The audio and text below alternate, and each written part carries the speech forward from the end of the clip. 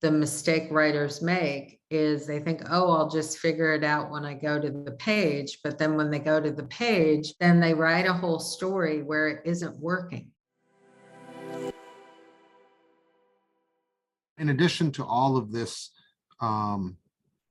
psychological components of storytelling, you also give some nuts and bolts kind of information in your book. For example, you talk about the importance of a log line and how that informs basically the entire journey. And yeah, a lot of people write their log lines after they write the book or write you tell us to write it beforehand. Why is that?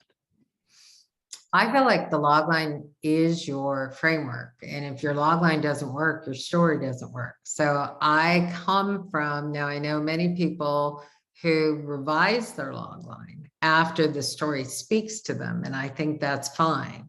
But I think when you start with the logline, and my logline formula is setup of who, create empathy, dilemma, action, goal, twist of irony. So when you have those components in your logline, then it's telling you what your story is. And so you can see if the story is working or not working. And I think the mistake writers make is they think, oh, I'll just figure it out when I go to the page. But then when they go to the page, then they write a whole story where it isn't working.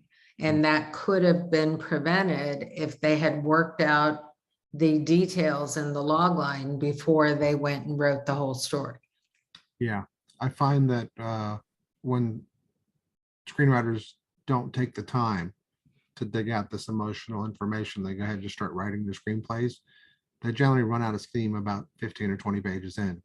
Yes, there's no very true. There's no actual story they're writing. There's just stuff. Yeah, there's no story.